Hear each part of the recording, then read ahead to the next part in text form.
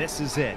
For anyone hoping to sneak into the top 10 in points, Spa offers one last chance. That cutoff point will decide who is eligible for $1,500 in prizes at the finale. Earning around $100 for a podium is one thing. This might amp up the pressure immeasurably. We'll see who goes all in today as we get ready to watch round 8 of the Racing Edge Esports Championship. And you'll see it all live here on the Global Sim Racing channel. Hi, I'm Joe Peak, and with me in the booth is Samuel Ryman and Peter Mackay. Behind the scenes is our director, Sean Crackers Ambrose, and he's using cameras provided by Dougie Beard. Spa-Francorchamps is a classic and a favorite in the racing world. It's fitting to close out the main part of the season here. Let's hop on board with Daniel Morad to see how the drivers will get around this historic circuit.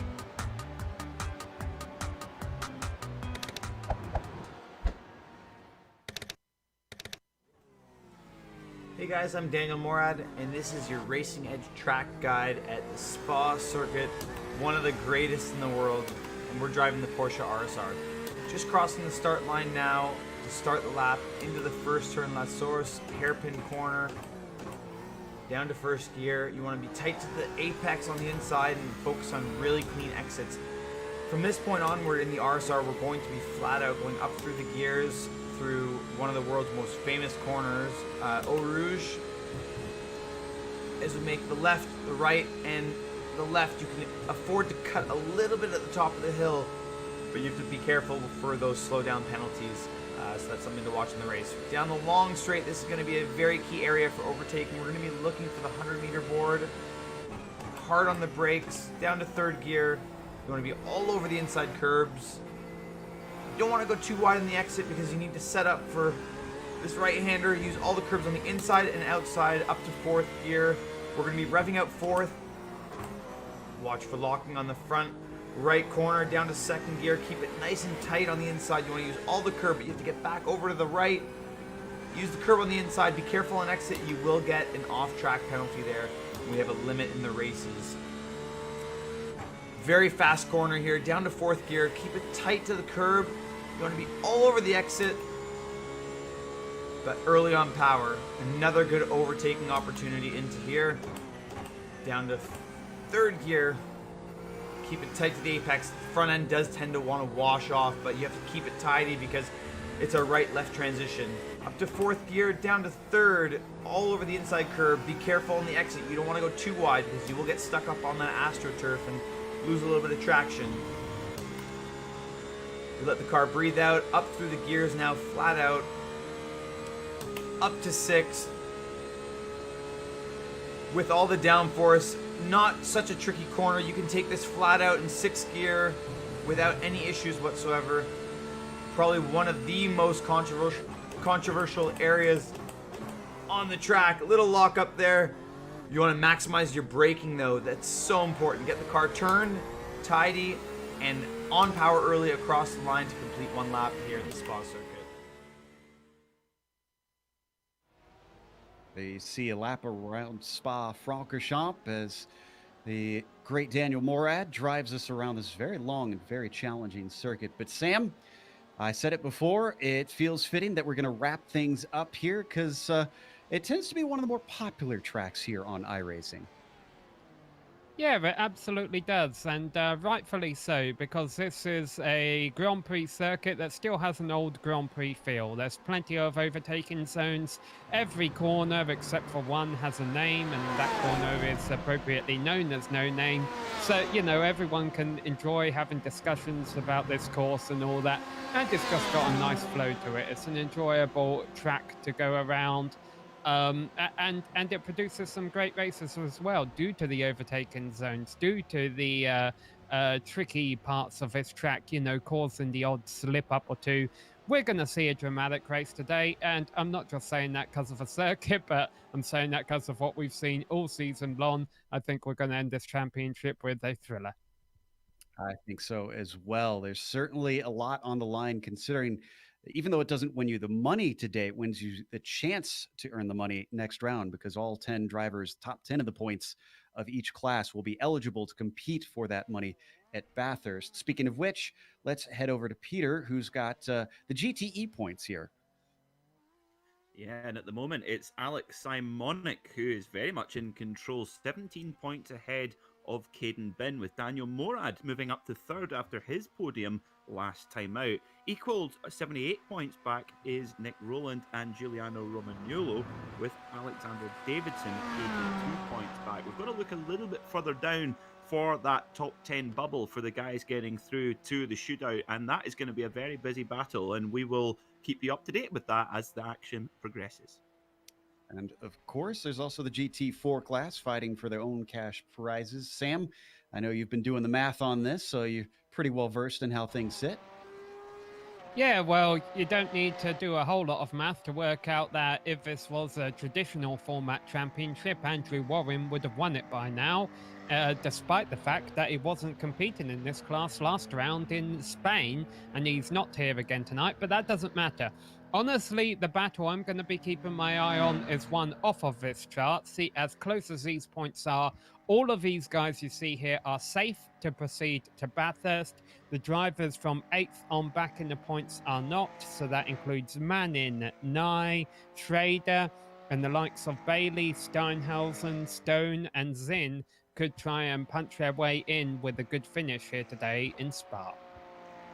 And what's this race itself going to be like? Well, we've got our race details ready to inform our new viewers. As we mentioned, round 8 out of 9, but this is the last before we essentially go to what is a single round playoffs for round 9.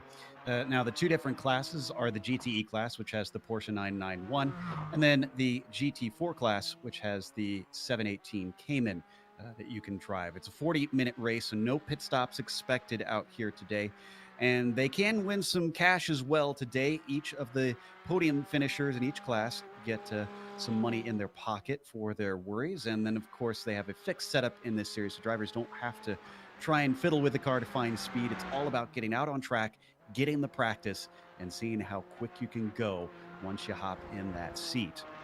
Now, one more mention of our promoter. If you want to put your racing skills to the test on the track, visit racingedge.com and check out the latest listings for race cars and classic cars. From super quick McLarens to vintage Ferraris, racingedge.com will cater for your needs. Want to learn more about how to get into motor racing? Visit racingedge.com/media for more. Also, are you looking to take advantage of GSRC's over 1 million global monthly impressions? From official series sponsorships to commercial placements, we have advertising options customizable to suit your company's needs. Follow the link in the video description to learn more.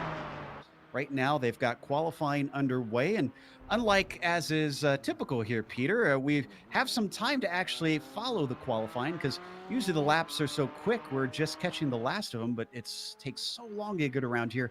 I don't think we have anybody who set a time yet.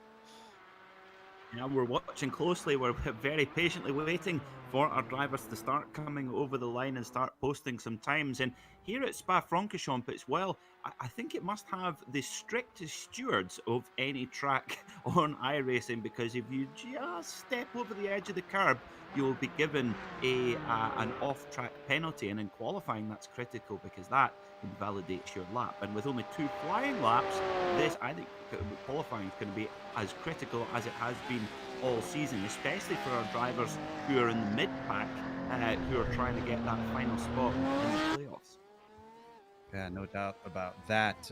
If you're outside looking in, it's really going to be important to have a good day today. And in some cases, the rivals hoping that their other competitors don't have that great of a day. And Sam, I know you were reporting on some of the drivers who in the GT4s do have ability, and some of them haven't shown up, though, that won't have the ability to defend themselves, per se. Yeah, I don't see Open here yet, and that's a shame because he comes into this race 11th in the points, so he won't be able to bump his way in. And Nye is not here. Now, Nye sits 9th in the points, so right now he is safe. You know, he's on the inside. He would have to hope that the likes of Bailey and Steinhausen don't get out of here with a top 5 finish. All right, we're getting a few of our GTEs across the line. Hapla temporarily hold the pole, but now Phil Deans is up on the top spot. He's come in very, very fast for this SimiCube team. And right now he's looking quite good. Sam Fellows who's been very, very fast himself, is among the top of our very few GT4s that have put a time in. Phil Schrader's the other one, just waiting for a few more of them to come to the line. This is the Grand Prix layout, so it's just like how they run in F1, in which the timing line is very close to the exit of the bus stop chicane. One other driver we should look at in qualifying as well is number 13, Robert Wickens. And any IndyCar fans watching tonight will recognise that name. And well, he has an incredibly distinctive paint scheme, beautiful looking car. That it's almost like a zebra pattern, or zebra as they say in North America. We could call it the flying zebra that Robert Wickens is at the wheel of his Porsche 911 RSR. And, I checked to see if he was streaming, but he wasn't up yet, so maybe I'll have to go and look one more time. Maybe our fans can give a glance for us and let us know if he is actually going to be on the air for this one, but certainly glad to have him. He is an inspirational story for just about any race fan if they've been following his recovery from his horrible crash back at Pocono some time ago. Meanwhile, it looks like we got a few more in the GT4s on the board. Ted Bradbury looking pretty quick himself, even though he's about half a second behind Sam Fellows, but they get another lap to try and improve on this still. Yeah, I believe this is Bradbury's first race in the GT4 class this season. Likewise for Hugh Hunt, so a couple new names there over in GT4 for tonight's race. Papala got bumped down to third after Dakota Fripp takes the front row away, and not an improvement for the number 27 on his second lap. So he's going to have to sit put at third at the highest. This is Broomhead coming across, and let's see what he can do. Looks like, unfortunately, that lap was discounted with an off track. Very easy here, Peter, for them to get those off tracks in qualifying. Oh yeah, very much so. It's a proper, as we see Robert Wickens coming over the line into the flying zebra. Nope, didn't get one. So there you go. This is happening a lot here today in this race, in qualifying, sorry. They are really, really strict on the track limits here at Spa. Phil Schrader down into the timing line, goes quicker by about a tenth, the 2:33.3. And that'll actually give him a spot. He's up to third now. You got Thomas Manning and his bright yellow Porsche. Hard to miss him. Number 26 out of the final chicane. That looked tidy. Was the rest of the lap on the course, though? Nope, it was not. That was a discounted lap for the number 26. I'm sure Sam Fellows out there in the number 35 provisional pole in GT4 right now is hoping this qualifying session will hurry up and finish, because despite all of his success this season, and there we go, Ted Bradbury goes to the top. I was about to say, despite all his success this season, Fellows has yet to take pole, but he does still have his second lap. And then you've got Morley coming to the line, and he's going to take the pole away. Here we thought Bradbury was putting the heat on, almost 451 degrees. But Morley, even hotter out on the track in that number 6. Herrera, as he crosses, stays in 5th place, as that lap didn't count. Yeah, and Fellows has been off course. He won't improve. Go ahead, Peter. Saying, I just know that I think this has got to be the biggest field of GTE cars we've had all season. So you can tell it's the day where the big prize of that crucial playoff spot's being handed out. Alex Ellis, he gets a time in finally. That's going to be good enough for 6. It's important for him to get a good day today. What about Brian Zinn? He's down to the line. He sits 9th and among the last of the drivers with a time here in the GT4s. A little hot into the bus stop chicane. He's going to be followed across by Robert Wickens, still looking for his lap time so that he can at least be gridded up somewhere to where he has is expected. The number looks like the car of Brian Zinn goes a little quicker, but that'll keep him in 10th. And Wickens' time is going to put him in 15th.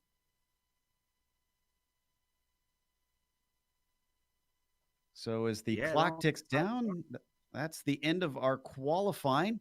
So nobody else able to put a time in, and that means our grid is now set. Let's go through our starting order, starting out with the GTEs. We can actually split this up for once, Peter. We've got enough. Phil Dean's on the pole with Dakota Fripp starting in second place. Ilka Happala will be starting third today.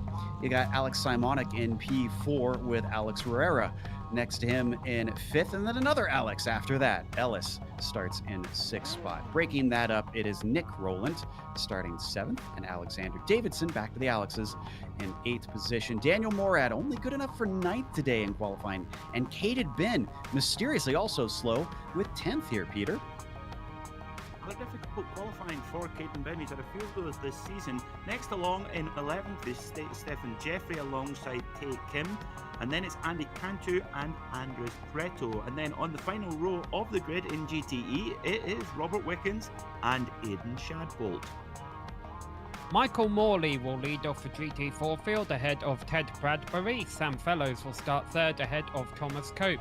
Michael Broomhead will start fifth in class ahead of Stephen Sheriff. And then on the fourth row in GT4 is Phil Schrader and Tom Binderloss.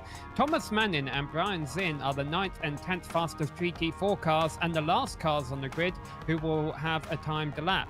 There are multiple cars in both classes, Joe, who were not able to set a lap. And are we doing another standing start here? Let me check to see if there is a pace car in front of him. That'll be the telltale sign. No, there is not. Yeah, we are doing another standing start, it seems. And Robertson, Stone, Bailey, Simpson, Steinhausen, Beans, Hunt, Boschel, and Boschel are the last of the drivers that did not put times in. So hopefully the drivers got some practice here on their standing starts. A few were definitely caught out. Some weren't very happy about that, but it was the same for everyone.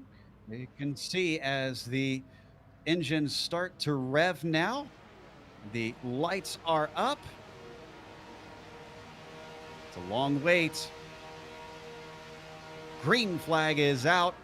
Off the line, Phil Dean's very good. Fripp, not so much. He's immediately going over to try and cover off Simonik and Happala. Happala stays to the inside, maybe looking for the 3 wide. No, he's going to get shoved. And in fact, that's going to move a couple cars out of the way. Alex Ellis goes off course. A few more getting turned around. Almost 4 wide back there, as we'll have to take a look at that replay and dissect it later.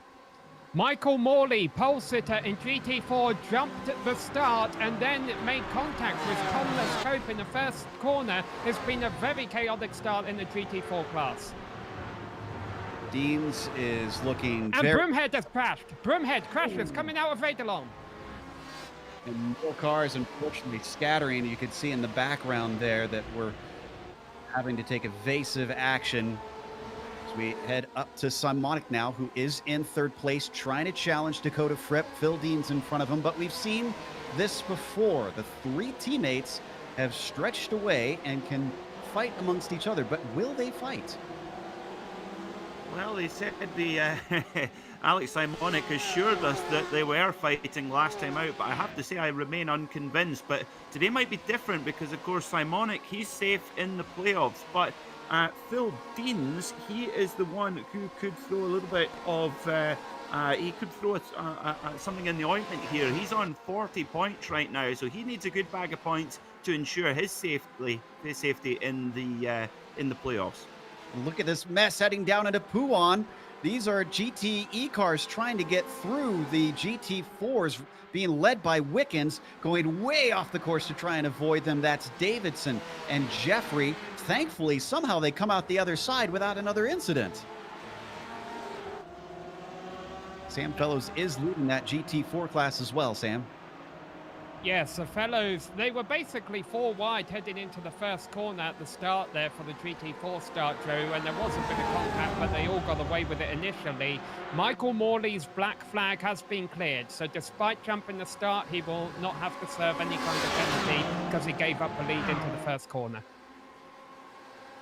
Blanchimont things getting a little scary here, but they're all going to get single file in this little group as they're finally clear of the GT4 pack. Wickens already passed by Davidson, is now under attack from Jeffrey down into the bus stop chicane. Jeffrey's going to take it easily as Wickens overblows the corner just slightly. But Jeffrey has received a black flag. Not really sure what that's for, but there's a million different reasons it could have been for, watching how chaotic this opening lap has been.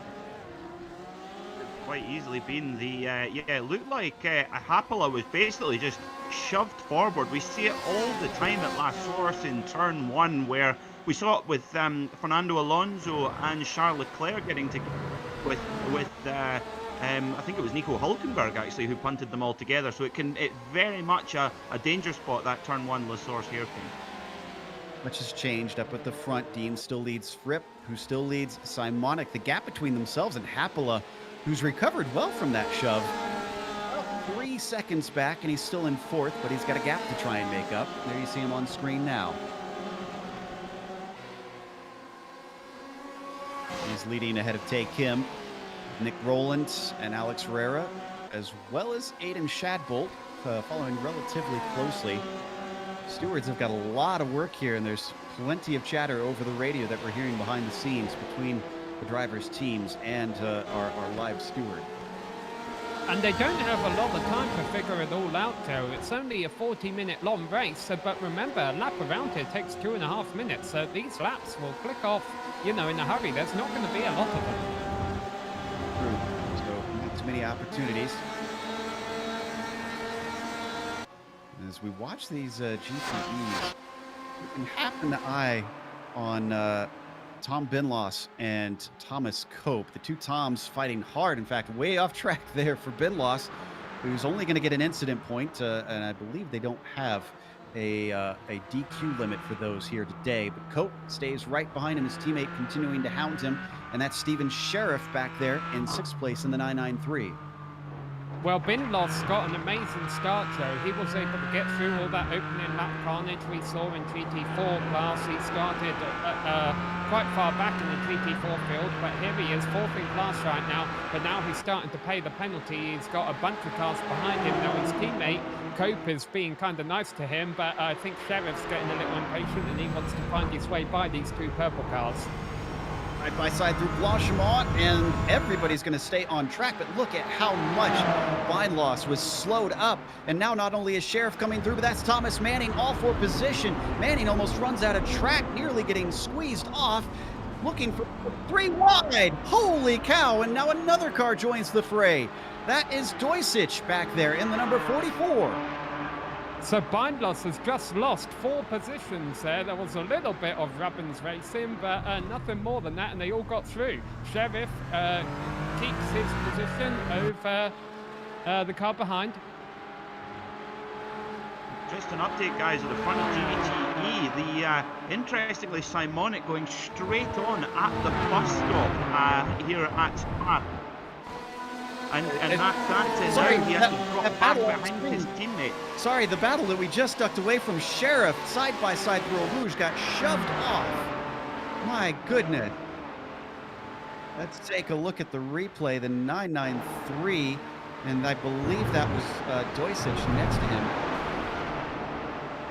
Oh, and just glances the barrier, so he's able to keep going, but he has to have some damage from that. Doisich slows. He might have had a slowdown penalty. Yeah, I think they both got slowed down for that. Yeah, let's put it this way. If you so much as clip the curb sometimes, Eau Rouge will give you a slowdown penalty on iRacing. So, yeah, but we got more action up front. Trying to jump us around, but Simonic and Fripp battling for 2nd place. Now that they've lost touch with the teams in front of them. Is stuck at that 3 seconds behind. Not really a challenge. We're on board currently with Simonic in the number 250 as he closes under braking into La Source. By the way, a correction for myself. They do have penalties and limits here. By the way, 25 incidents and they will get a drive-through. And then at 40 incidents, they will be disqualified. With how much contact we're seeing out on the track, they're a little bit worried.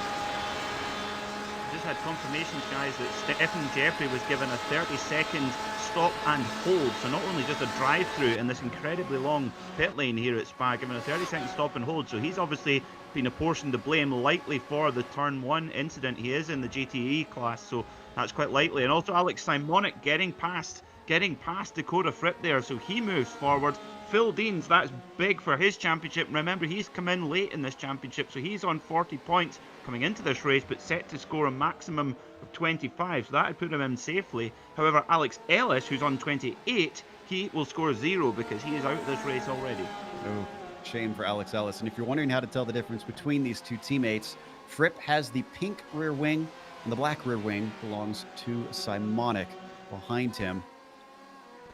Meanwhile, let's head back to the GT4 lead. Bradbury is still holding on to the back of Fellows. It's only half a second between them. Considering how much this is usually seen as a draft track, Sam, I think that Bradbury's still in the hunt here. He's not only in the hunt for the race win, he's in the hunt for the championship fight. 10th in the points, Phil Schrader only has 24 points. If, for whatever reason, Schrader doesn't score points today, and right now he's not in position to do so, anyone, you, me, any of our spectators could have signed into this race, win this race, get the point for the fastest lap, and beat Phil Schrader in the points. If Ted Bradbury can do that today, he could be in the championship finale in Bathurst, but if he finishes second, that's not going to be enough. So impetus for him to be a little bit aggressive today, and you can see he did in fact gain on the Kemmel Straight with the slipstream. So Fellows sees him all the closer now. It's down to 0.3 of a second. They're swinging it through Puhan, the plunging double apex left-hander, down to the lower half of the circuit here. I wonder if he's going to have a go into the bus stop the way that he continues to close. The other driver we need to keep an eye on is Jeremy Steinhausen. He's been part of all that action throughout the middle of the top 10 in the GT4 class. He's 7th right now. Well, 7th pays 6 points. If he gets 6 points, he would be tied with Phil Schrader for 10th in the points. So Jeremy Steinhausen could be a very interesting driver to watch late on. And right behind him, into the wall, goes Stephen Sheriff. For a time, Sheriff finds himself contacting the barrier. This time, though, all of his own doing. Looks like he's going through Fanyes. Does he just go wide, maybe? Ooh, a little bit of wheel spin there. Yeah, but we need to come back live because Fellows and Bradbury are approaching some of the best passing opportunities on the circuit. First, they're coming up to La Source. Then, of course, they'll go through Eau Rouge, where we saw earlier in the race why that's not a good passing opportunity. But after that, they'll have the Kemmel Straight Lake Combs Complex, and that's where the best place on the sleeve for Bradbury to try and make his move. If you're watching the left side of your screen, you may have noticed that Fripp did go back by Simonic. Don't need a replay on that one. That was very much team tactics. It was easily slipstreamed by. Let's see if it's going to be just as easy for Ted Bradbury, though. He's in the red, white, and blue car that you see on your screen. We're riding on board with Sam Fellows, the number 35, up and across the hill of Radion. Looks like he got a good run. Isn't going to be enough, though. He's going to hold to the inside, plays defensive. And I don't see Bradbury closing quite enough this time through. So as they break finally for Lacombe, your order still remains Fellows, then Bradbury. And Steinhausen is going by bind loss. And well, he's challenging at the least. This is for 6th place. If Steinhausen can finish 6th, that might be enough to get him into the championship 10. But so far, he is not able to make a move on bind loss. Bind loss retains that P6. And if they keep fighting like that, they got to watch out. Sheriff's still behind him. Despite the contacts with the wall, he doesn't seem to be too bad on speed. They're also bringing along Christopher Bailey. And this could be a 4-car fight quite easily. Down into Jackie X corner. Everybody keeping it nice and tidy there. I kind of wondered when we'd see cars start to respect the track limits if they found themselves running low on those incident points. Yeah, Well, a great battle going. Sorry, Sam, go on. Yeah, I just wanted to make one final note, Peter, that Bailey is also in that championship fight to get inside the top 10. He does have damage on his car, though. I don't know if that's going to hurt him. Back to you, Peter. Great. Sorry to interrupt. We had amazing battle at P5. Yeah, just been watching this one. P5 for GTE, and this matters. This really does. Alex Ellis, sorry, my apologies. Nick Rowland in there. I keep getting thrown off by his livery. Alex Herrera and Tay Kim all having a great old punch up there, and actually Herrera and Rowland getting together. A little bit of contact there as well. So it's all happening here in GTE in the mid pack as the leaders clear off at the front. Oh, And if I just heard correctly from the stewards, I think Herrera may have been given a drive-through penalty. We'll get confirmation on that soon enough. Regardless, that was some great fighting. It'll be a shame to see them split apart. Yep, they have. Number 95 has been given a drive-through penalty. I will try and find out for why that is. While he's looking into that, this will free up this windscreen of Take Him we ride on board with right now, so that he can see if he can tackle Nick Rowland. They come up to wash him off one more time. Quite as easy as it is with F1 cars, with less downforce on these GT machines, but now they slow it up into the bus stop chicane. Are we going to see Herrera duck in? There he goes. Bradbury's going. Yep, Bradbury's going for the lead in 3T4. Joe on the outside. There's a hit late comms on Sam Fellows. Is he going to be able to keep it on the track, though? I think. No, he's not. He is off. That's going to be a slowdown penalty for Bradbury. How much does he have to give away, though? He's obviously not going to have the lead. Oh, but wow, it looks like he's sticking with him, so he didn't lose much at all. Sam Fellows still right in front of him. I can confirm, guys, that Alex Herrera is given a penalty for an incident lap 1, turn 1, and I think we'll have plenty more to hear about that incident. That's so typical here at Circuit de Spa-Francorchamps in the first corner at La Source. As we continue to ride on board with Fellows, looking over his rear wing on his Cayman. Again, there is more at stake here than just the win for this race. Bradbury's trying to fight his way in for a chance to win $500 next round at Bathurst. He has to win, though, to do that.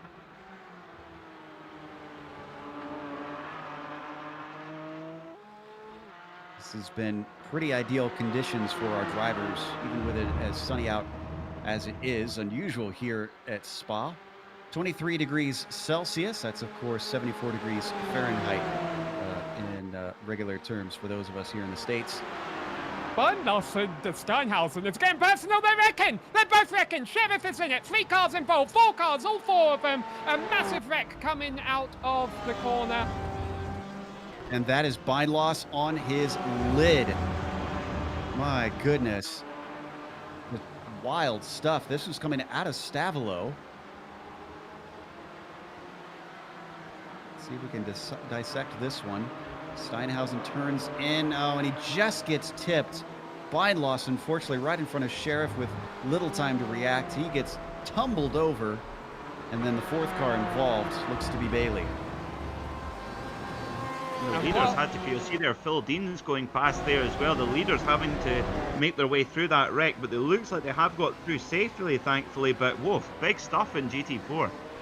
Yeah, because exactly at the same moment that happened, Bradbury did get by Fellows through the Blanchimont section and took the lead under braking in the swimming pool chicane, not swimming pool chicane, bus stop chicane, one of the famous named chicanes. Something suburban, out there. But anyways, as we go back to Simonic and Fripp, who do seem to be fighting somewhat here. It is Fripp who currently leads those two. Simonic looks to the inside, but then thinks twice about it, ducks back into the racing line. They've lost 4 seconds up to Phil Deans. The number 18 basically has this one as long as he stays out of trouble. This is good news for Fripp as well. He's just got to get a few points in the bag and he will be safely into the playoffs. So where he is right now, he's scoring more than enough points to get himself into the playoffs, despite only coming into the championship halfway through the season. And I wonder if this is actually team tactics for putting Fripp ahead of Simonic earlier, and why Simonic is not fighting him too hard, because Fripp is the only one of the 3 that is on the outside looking in. So the 250 needs as many points as he can get. Of course, Fripp came in, I just remember his debut was at Road Atlanta, and he was banned from the next race straight away for his conduct in the race, but then had a big score at Silverstone and gathered some points up at Catalunya last week as well. So yeah, I totally agree with you, Joe. I think the SimRacing team, they've been really lucky to have these 3 really fast guys being able to almost play team orders at will. Behind them, how about this? Nick Rowland has caught up to Hapola. The Finn is under threat and seems to be lacking a little bit of straight line speed. Looking to the outside now. Rowland going to try and take it side by side. Nope, he decides better of it. Hapola carries his speed well off of Blanchimont. And it doesn't look like he's under threat, even though Rowland shows his nose slightly. But I wonder if that contact, Peter, at La Source on lap 1, could that have maybe damaged the diffuser at the rear of Hapola's car? Yes, definitely. I mean, Hapola's car was almost at a 45-degree angle with the nose pointing forward, so he got a big thump in the back there. And yes, the rear diffuser, that's one of the biggest changes with this new iteration in 2017 of the 911 RSR. The rear diffuser, absolutely critical additional aerodynamics. So if it's been damaged, Hey guys, I'm that's Daniel not good at all for Ilkka Hapola. So here, let's have a look then at this replay, Joe. Yeah, we want the number 27. There we go. He's the one that's going to get tipped, and then there's more action with Herrera as well. No, Herrera was the one that hit him. I was trying to figure out who the other cars were that had contact behind them. Wow, that was almost miraculous for Hapola to get away from that. Yeah, he was. I don't know how. Yeah, how he's running at the pace that he's running. He's running in 4th place right now as Ilkka Hapola. Now, he 4th place. I just checked the points here. He's another guy who's sort of on the bubble, or is well below the bubble, I should say. Yeah, he probably needs. He kind of needs to win this race to make it into the playoffs. The traffic has not been kind to Rowland because he's lost touch with Hapola slightly. And you can see among them, that is Morley in there as well. Our 3rd place driver in the GT4 class. He's trying to run away from Thomas Cope, who's the bright purple machine behind them. Johuk Im in there trying to see if he can stick his nose in and try and catch up to the top 5 in the GTEs. That'll interrupt them temporarily. So much happening out on track. There's just no time to sit still out here. Well, I can try and clear up a bit of a championship side confusion on GT4 if you want that, Joe. Go for it. Ted Bradbury right now is leading GT4s and has the fastest lap. That would give him 26 points overall if he can hold on ahead of Sam Fellows. 6th in class now is Christopher Bailey. He comes into this race on 18 points. 6th place would give him another 8 points, so that would tie him on 26 points. Now, I think Bradbury would win the tiebreaker if he's able to get the win today, but if Bradbury loses the fastest lap, he only gets 25 points, and that would give the top 10 position to Bailey. So we continue to watch this fight for the lead, though. I don't think it's a done deal for Ted Bradbury. Look at him being threatened by Sam Fellows. They come up to Eau Rouge one more time. That's Cantu and Ben. We're going to fight for position. But it's going to be a little bit tight. Both of them having to go a little bit off track. And as they climb up the Kemmel straight, Ben's going to have the advantage. He goes to the outside with a defensive move from Cantu. Tries to squeeze him down. And they finally break for the Lacombe chicane. Still, I think we're going to see Ben get it as another car goes off track. Bradbury. And that is Bradbury again for the 2nd time. He likes that line, but I think this time he's going to have to serve a slowdown and lose the lead. Hold to the racing line, and indeed, there goes Fellows, but he serves them so well. Look at that. He's still right with him. He is not losing anything at all except for that position. He must have tried that line during practice, because he almost loses it. Whoa, holy cow. Ted Bradbury, all out of sorts with dirty tires. Let's watch that one more time. Let's see, are we seeing the cut course first here? No, we're going to see the save. This is on board. Watch the hands. Woohoo! Oh. That was actually Using pretty all smooth. of the inbuilt traction control of the Porsche Cayman there. Really did.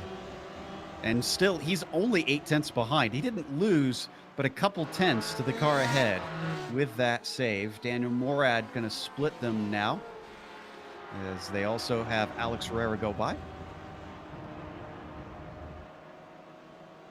Now, we've got a battle behind some of these drivers for overall position between Simpson and Wickens. Both of these drivers had to come in for repairs, unfortunately. But they're back out once again, fighting for 14th and 15th in the GTE class. Yeah, interesting. Wickens, he was having a right old battle with Herrera and Daniel Morad as well. I think Daniel Morad's a lap ahead as we see. That was a firm one there. Yeah, Simpson broke way early, and Wickens took it with ease. I thought he was going to overshoot the corner, but he's actually going to put some of the GTE4 leaders between himself and his rival as he gets a little bit of a touch from behind from Morley. Awful tight there through the opening hairpin. It seems appropriate that Wickens has a never say die attitude during this race. Still out there fighting for it, even though he's outside of the points and at this point just going for pride. Whoop, as that's going to be a slowdown penalty up through Eau Rouge. I said we'd be in for a thriller today. You're not wrong. And yes, there he serves the penalty, and Simpson easily goes on by. Simpson also, I have to say, I do love Simpson's paint scheme, running the Brumos Porsche colours, an ever so famous Porsche team from the United States. Of course, Hurley Haywood had a lot of success with that particular team, and great to see the Brumos colours out there on track. Yeah, of course, Haywood very connected to Morad in his connection with his win at Daytona. Haywood, the winningest driver there in the 24-hour sports car race. Still nothing has changed for our leader in the GTEs. Phil Deans is up there. Interestingly, though, they've got Simonic back in front of Fripp now. Not sure when we missed this pass, and if it maybe was affected by a mistake or maybe lap traffic. They haven't lost time to Ilkka Happila. It's about 6.5 seconds to the fourth place driver. He's still playing catch up. Yeah, they're certainly running in flying formation. It's interesting that this season has been a tale of two halves, really. The opening few rounds, you would have very much Caden Bin was up there a lot. Of course, Nico Barone, who left, who hasn't come back to the series after being banned for a race. And ever since the Alex Simonics had his Simacube buddies to run beside him, well, it's been a completely different story, hasn't it? It's been completely different out at the front. Yeah, you have to wonder what would have happened if they didn't have that coming together at the first lap at Barcelona. Whoa, the battle between Thomas Cope and Morley continues to stay close. In fact, Cope just nearly ran into the back of the number 6 car, outbraking himself into the bus stop chicane. And this is for third position. This is for cash. And it's almost for the lead. Throughout the lap traffic, it looks like Fellows and Bradbury have came off worse than Morley and Cope. So our top 4 in GT4 are all within viewing distance of one another. And really, the race could belong to any of them, although Fellows is holding a pretty comfortable cushion right now. It looks like there's about 2 or 3 seconds from first to fourth currently. There you see them rising over the crest of Radillon. That's Sam Fellows in the bright blue and white machine. Ted Bradbury in the red, white, and blue. Then the mainly red and white machine of Michael Morley running behind them, followed, of course, by Thomas Cope in the very neon-colored black and purple car.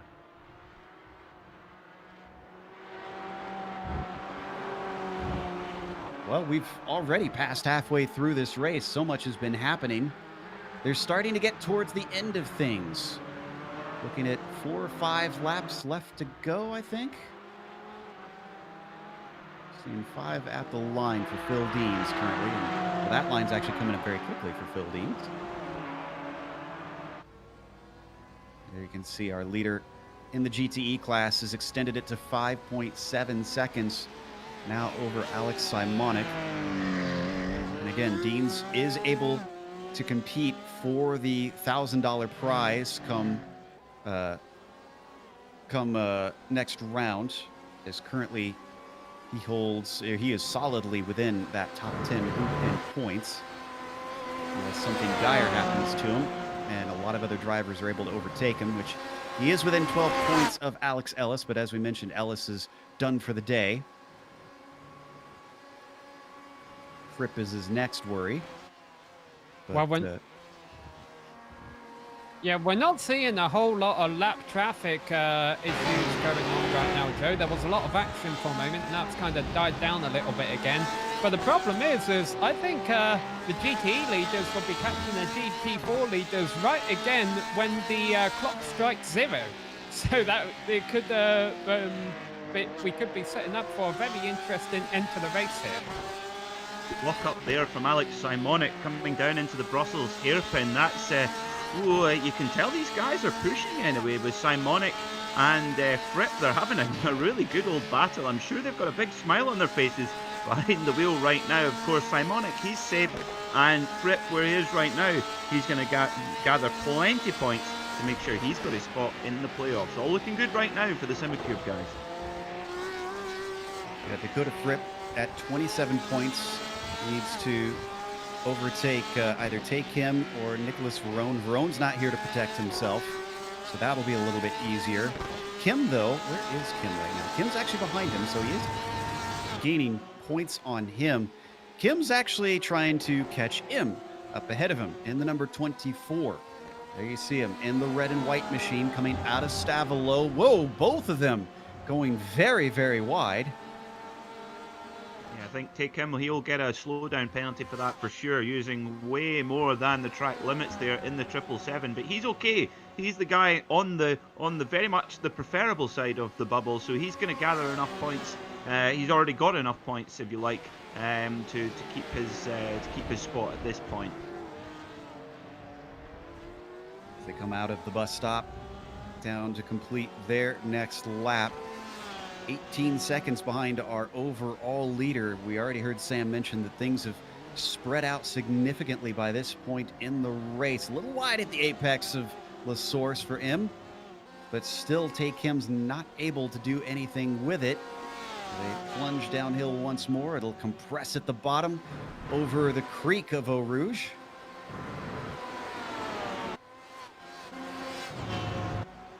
And we got the battle happening once again between Simonic and Fripp, but Fripp doesn't take advantage of it.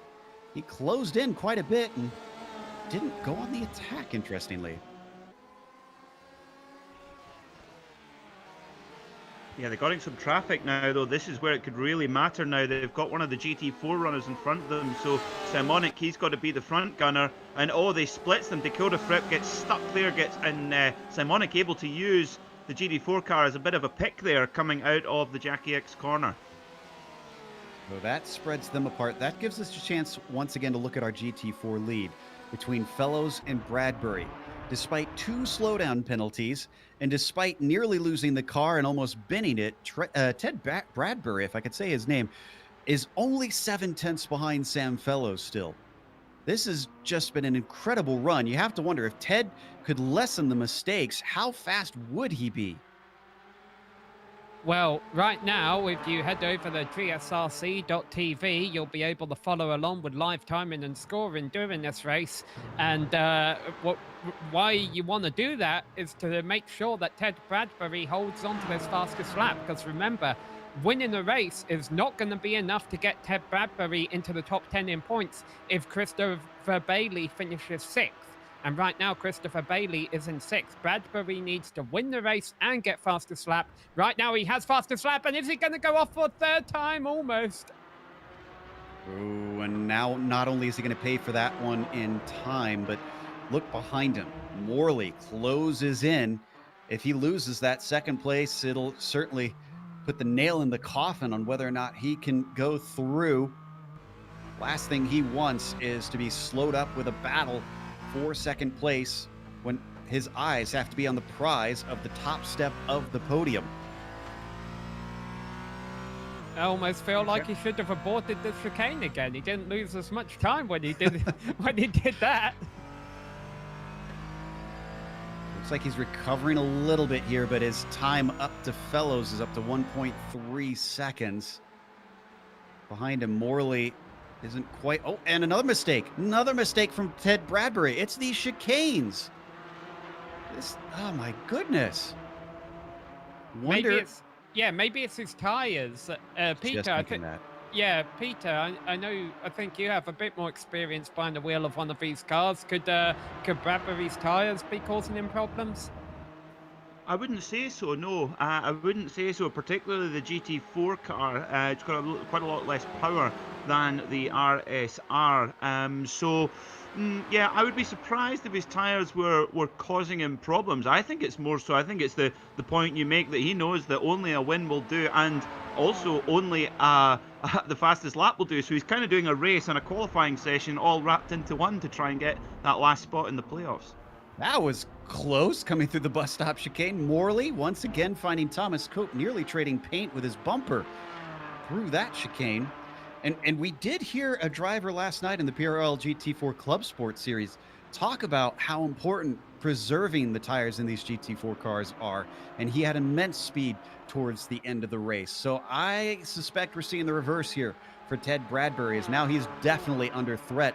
Morley's going to have a good slipstream as long as he gets the run through Eau Rouge. He was a little off course there. Hopefully he didn't get himself a slowdown penalty. We'll find out soon enough. I think he did. I think he lost a little bit of time there. Not a whole lot. Bradbury scampers away, keeps himself safe for another day. You know, I just realized that Phil Schrader has made his way up into 9th place. So he'll be part of this tiebreaker too, because he's the one sitting 10th in the points on 24 points. Well, if he finishes 9th, he'll get 26 points too. So I need to work out who would get it there between Schrader and Bailey. Math is not always our strong suit, but we'll see if we can suss it out. Meanwhile, this one a little bit easier because the only thing that they need to worry about is just finishing the race and collecting the points. Simonic and Fripp have been battling somewhat, very reminiscent of what we talked about last time, Peter, where it's hard to tell if they're actually fighting or not. Ooh, is another lockup, though, from Simonic. Yeah, certainly for a driver of Simonic's ability, when you see him locking up, that is a very, very telltale sign that he's pushing on. So he's obviously being pressured by his teammate, that's for sure. Now, I want to talk about Tae Kim because by my calculations, he is right in the spot. He cannot afford to drop one spot because that spot will lose him his spot in the playoffs. So at the moment, he's running in 12th place. He's running in 7th place, my apologies. He started 12th. But if he dropped one more spot, and he's got Caden Bin behind him, he does have quite a cushion right now, but he cannot afford a mistake because that will be his spot in the playoffs gone. So with just a couple of minutes to go, this is pressure on for Tae Kim. Makes me wonder how much speed Caden Bin actually has, since his qualifying didn't look so good. But we're back to P2 here in the GT4s, where Bradbury finds his race unraveling, unfortunately. Morley, who challenges him briefly, is not going to be close enough to attack into La Source, but he's looking for the corner exit. Almost gets checked up there at the apex. Let's see if this is enough. Now, Schrader is not a fan of Bradbury right now, I can tell you that. If Schrader, Bailey, and Bradbury all tied on 26 points, Bradbury would first win the tiebreaker because that means he would have to win this race. But Schrader has a 3rd place finish at Daytona. So, contrary to what I've been saying for a lot during this broadcast, Bailey's 6th place finish today is not enough. He would lose the tiebreaker if Phil Schrader finishes 9th. Oh, deep into the corner again! Once more, Ted Bradbury flops his way into Lacombe. Morley not able to do anything with it. Cope now sizes him up. He's been aggressive on the brakes. He ducks his nose out. Both of them do. Oh, and there's going to be contact, shoving him off course. Bradbury into the wall as side by side goes Morley and Cope, continuing their fight down through No Name. Cope is going to have to back out of it as Morley now almost forces his way into 2nd place. That's Phil Deans. That's our leader going by in the GTEs. That's the last thing. Particularly Dakota Fripp needs, because he does, although he's comfortably in the playoffs, he only is if he finishes where he is right now. So he can't afford to be taken out by a back marker. So this is far from gone yet. This is all heating up in the last couple of minutes, and I've just seen in the in-race chat, Ted Bradbury is expressing his displeasure. But for broadcast, I must admit. Not really surprised there. So now it becomes a battle for P2 with two different drivers from what it was before. Morley and Cope. Bradbury still runs in P4. God, they had such speed that even with that contact with the wall, Bradbury has 22 seconds over Thomas Manning. Oh, this is really. Oh, look at that, Simonic. Oh my goodness me, Simon. Really taking a big risk there going past Bradbury. He had to run right off track. He might have to then slow down now, possibly because he was using way more of the runoff than was allowable. But he's left foot behind him. There's no slowdown penalty on the outside of that corner, so he is safe from that. But the real concern there is how many incident points he has racked up. And it is the final lap. So Deans has just crossed the line a couple moments ago. They are on the last lap. So Sam was one lap off on his prediction of them catching each other at the very end. And there you see our leader, Phil Dean, 6.3 seconds ahead of Alex Simonic. And what does he have in terms of lap traffic? Well, nothing. Whole lot of nothing. Deans can cruise from here. And that'll give us two quick finishes in succession because remember, he just lapped Sam Fellows. There you see him right there on screen in the number 35. Now, does he have any more of our GTEs coming up to lap him? He does have Hapola and take him somewhat close. So Fellows might have a little bit of keeping his eyes on the mirrors here at the end, but shouldn't be too drastic, shouldn't be too dramatic, we hope.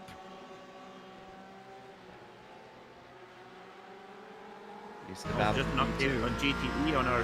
Sorry, Jago. Go ahead. I think that's take him now up to 5th, and that will be him safe in the playoffs. I'm sure he will be very happy indeed with his visit here to the Belgian countryside.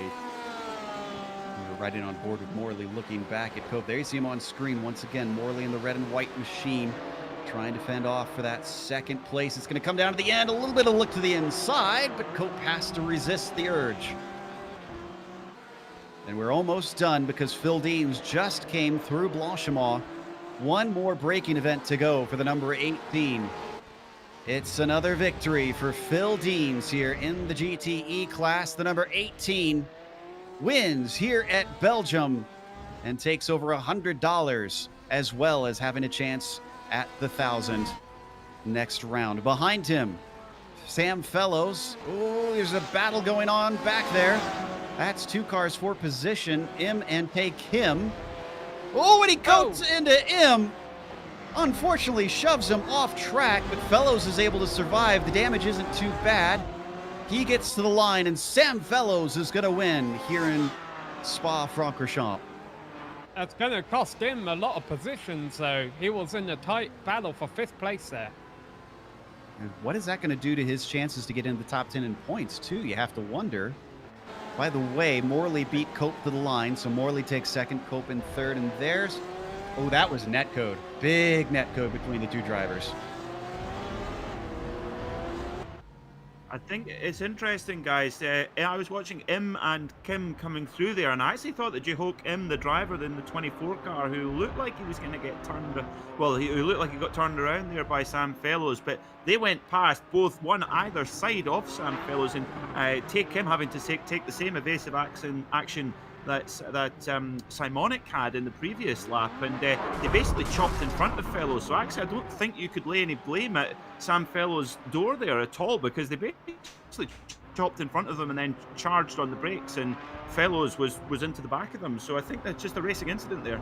And there comes Schrader across the line to get 9th place. That'll give him 2 points, 26 points overall. And I believe that with his 3rd place finish at Daytona, that will be just enough to scrape his way into the final top 10 over Christopher Bailey. We'll try and do our best to get that information before we're done with today's broadcast. But for now, we're going to take a quick break. We'll come back with the unofficial results as well as driver interviews. Watch on screen because you'll see all the upcoming races here on GSRC.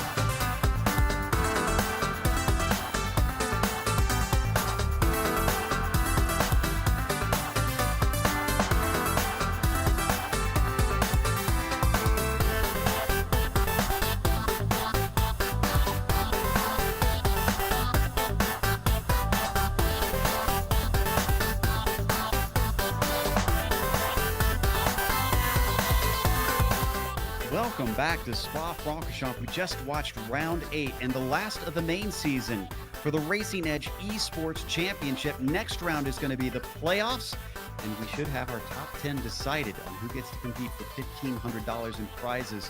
One of those drivers that we believe will, even though it's unofficial on the points so far, is Phil Deans, our winner here today by quite a margin. SimRacing, though, rocking the podium once again with Simonic coming home in second and Dakota Fripp winding up in third. Ilka Hapola, who was good in the qualifying, unfortunately found himself falling victim to the ever-present danger of La Source on lap 1, got tipped around and was only able to recover to 4th place.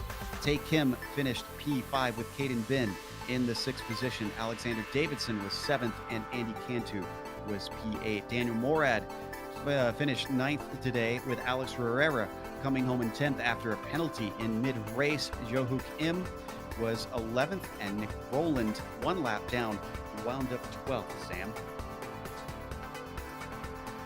Yes, and our race winner over in GT4 was Sam Fellows. Now, our graphic will tell you that second place is Michael Morley. However, we believe that even though they cleared the black flag so that he didn't have to serve a drive-through for jumping the start, they are going to add 10 seconds to his race time. So that will drop him down a couple of positions and move Thomas Cope up to second in class and Ted Bradbury third.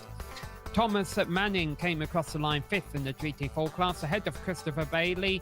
We'll get to Christopher in a moment.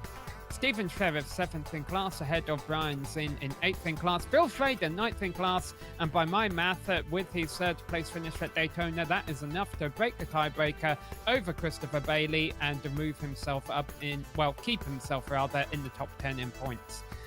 Charles Bushell rounded out the top 10 in class, and then you get to Hugh Hunt and Jeremy Steinhausen, and then after that, unfortunately, beginning with Robert Wickens, you get drivers that were not able to make it to the finish today.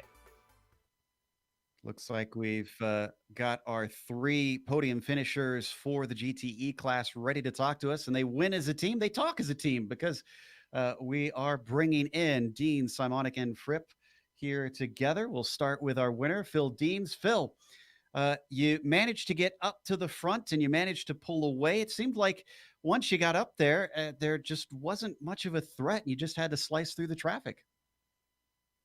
Yeah, I just felt really comfortable here. I mean, the team and I raced the 24 Hours of Spa a couple of weeks ago, so our track knowledge has been as best it could be here. So I just felt very comfortable. I got a great start, and I just knew I had to lay the laps down, and I just had so much fun. This car and track combo was amazing, and I've got to thank all you guys for putting it on. You know, SimRacing, Husingfeld, all of my supporters. You know, Vendaval SimRacing. It was a great race. We'll go to Alex Simonic, who came home in second. Alex, were you aware of the math and the points of trying to get Dakota into the top 10, or was that not entering you guys' mind at all during that race? It did. Like, as soon as we were on the grid, I told everyone that Dakota needs points. But it turns out Dakota's going camping next week, if that's what the race is. So me and Dakota decided just to have fun and battle it out. As soon as we got through turn 1, I don't know, I guess we subconsciously started leapfrogging with each other, which ended up slowing us down. So we decided just to go single file and then only getting past when someone else makes a mistake. So other than that, it was a really fun race. Phil really destroyed us out there. Yeah, it looked like he was tough to catch. I mean, Dakota, when you were ahead of Alex, did you feel like you had the speed to try and chase down Phil, or did you know he was gone?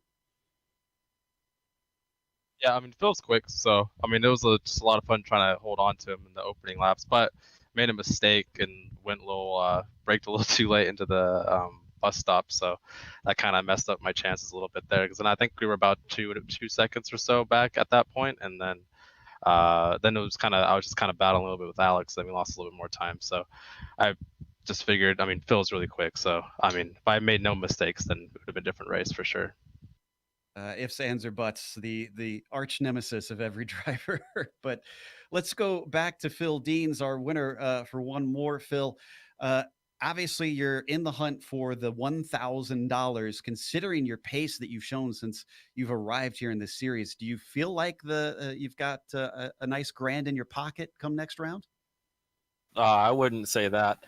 I'm just going to be coming at it with my all, and I know it's going to be stiff competition. You can never count on anyone. My teammates are going to be strong. Other competition, I mean, it's going to be a great race. I'm more than excited to go around Bathurst. So a little bit cautious there from our winner today. Thank you once again, guys. Before you take off, we heard Phil's thank yous. Alex and Dakota, have anyone you want to thank for this one?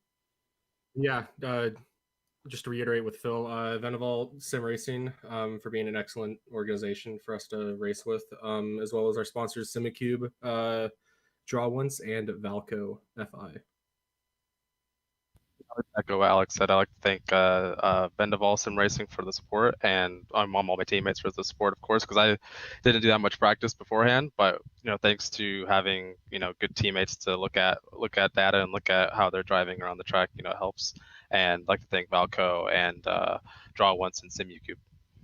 Obviously, a lot of camaraderie out there between these drivers. And up next, we got our winner in the GT4, Sam, talking to Sam Fellows. Yeah, and we already have him in here. Hi, Sam. It's great to speak to you for the second week on the row in Victory Lane. Congrats on your win today. Thank you. Yeah, thank you so much, guys, for the great coverage all season. And yeah, it was a nail biter, but a really fun race all around. So glad to be on the top step. Now, how much were you aware of Bradbury's situation there? By my math, it almost seemed like if he would have won that race, that would have got him into the top 10 in points. Did you know he was going to race as aggressively as he did? No, I didn't really know that. I talked to him briefly in the Discord before the race, and yeah, I knew kind of when he was catching me there. I don't know what happened at the start, but my car felt strange to me the first 10 laps or so. So I was trying to take it easy. Maybe I had a little bit of damage, maybe like a 1X or something. Felt a little nervous through the fast stuff, but Ted came on super fast. I made a mistake and let him by. And then just vice versa, I think he made a mistake and I was able to slip by and then keep the gap at what it was. But it was definitely, I was looking at my relative the whole race. It was one of those. And really tricky on the brakes with this car, especially once the track usage goes up. And I found a couple times I was out braking myself and had to really, be conscious of that on the next lap. Yeah, I wonder if it looks like we might have a chance to talk to Ted. I wonder if that's the issues he was running into, because we saw him go wide a couple of times at Les Combes. The start of a race, you mentioned how that was a little bit chaotic, but you got through all that chaos after Morley jumped the start, and then there was a bit of argy-bargy going in the source. You just drove on through and got out to the lead. How important was that? I think, yeah, after last week, I could just see how important it was to get the jump early.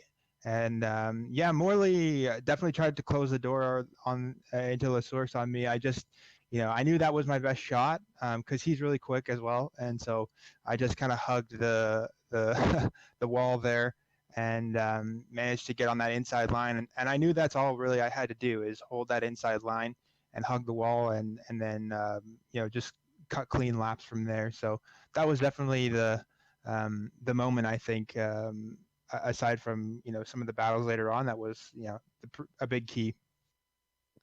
Well, it was a fun race to watch, and you got great momentum now with 2 wins in a row going into the finale in Bathurst. Congrats once again, Sam. Anything you'd like to say or anyone you'd like to thank before we let you go?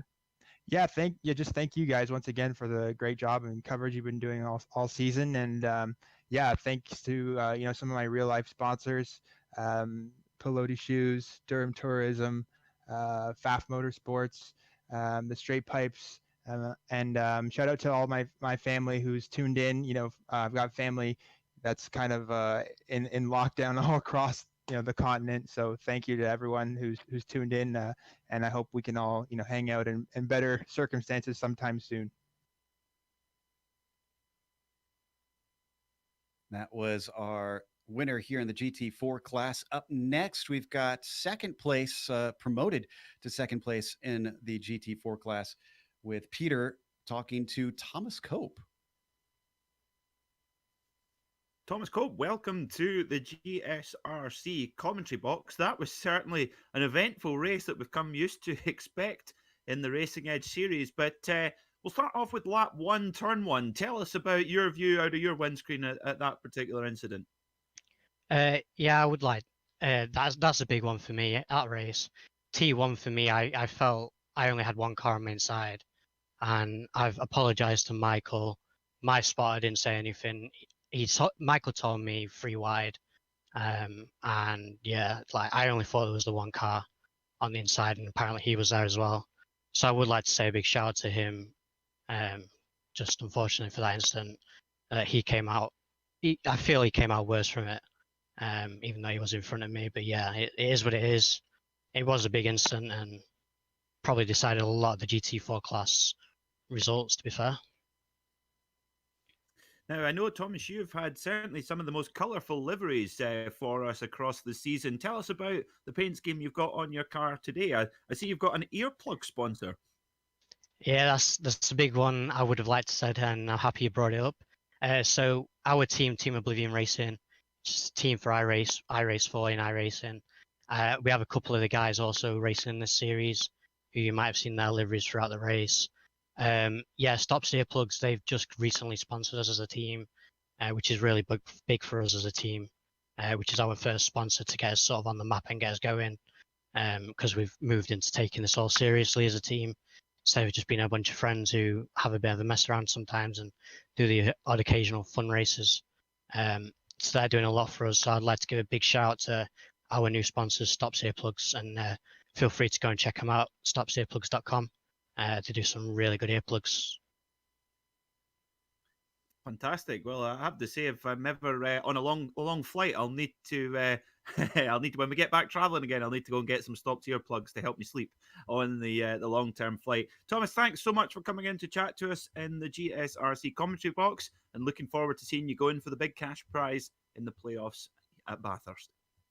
Yep, thank you, and I'll see you all later.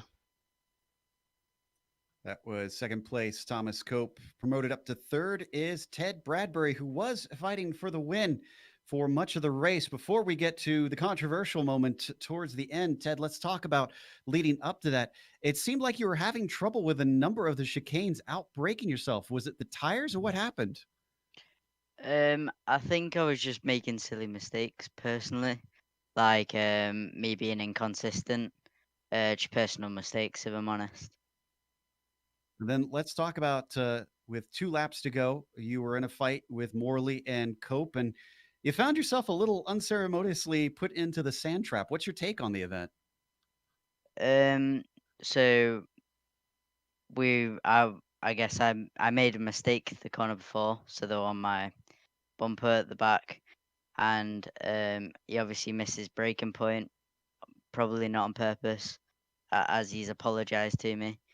And that racing incident, in my opinion, he didn't do it on purpose. He apologized straight away, which is just racing respect.